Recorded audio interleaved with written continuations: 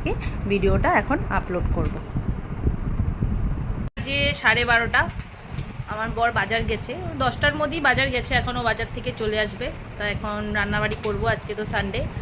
আর একটা কথা তোমাদেরকে বলি, ডিমাপুরে এত গরম, এত গরম, মানে কি বলবো তোমাদের, প্রচুর গরম। তাছাড়া গরম তো মোটামুটি সব জায়গায় আছে জানি আমি, কিন্তু সব জায়গায় অ্যাটলিস্ট আসামে ওইদিকে একটু বৃষ্টিটা বেশি হচ্ছে, এই জন্য গরম হলেও রাত্রে বা সকালে বৃষ্টি হয়, একটু ঠান্ডা হয়। কিন্তু ডিমাপুর নাগাল্যান্ডে বৃষ্টির মানে কোনো সম্ভাবনাই নেই, না সকালে বৃষ্টি হয় না রাত্রির বৃষ্টি হয়। সেই লাস্ট অম্বাবচীর সময় বৃষ্টি হয়েছিল, আর তারপরে আর কোনো বৃষ্টি টিষ্টি হয়নি। এই জন্য এখানে মানে এত গরমটা এই জন্য খুবই বেশি লাগে, আর এত হিট রৌদ্রের সকাল থেকে রাত্র পর্যন্ত।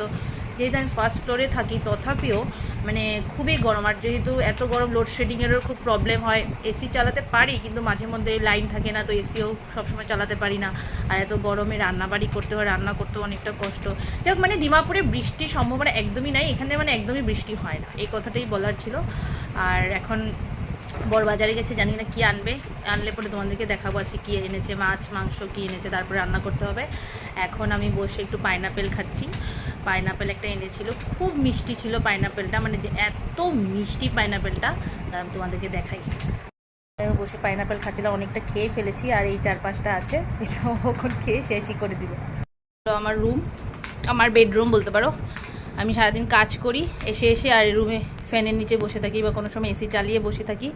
এটা আমার একটা ছোটো মোটো রুম, খুব সিম্পল জিনিসই আছে, যেহেতু ভাড়া থাকি বুঝতেই পারছো, ওরকম কিছু একটা জিনিস আমি করিনি, যেগুলো ইউজফুল সবসময় লাগে ওগুলোই করেছি। এই 3 ডোরের আলমিরাটা আমি রিসেন্টলি ডিমাপুর থেকে কিনেছি, বাকি জিনিসগুলো খাট আলনা এগুলো সব আগেই কেনা। এই রুমে এসে আমি বসে থাকি। এই রুমটাই আমাদের সব রুম থেকে একটু ঠান্ডা, একটু ভেতর দিকে তো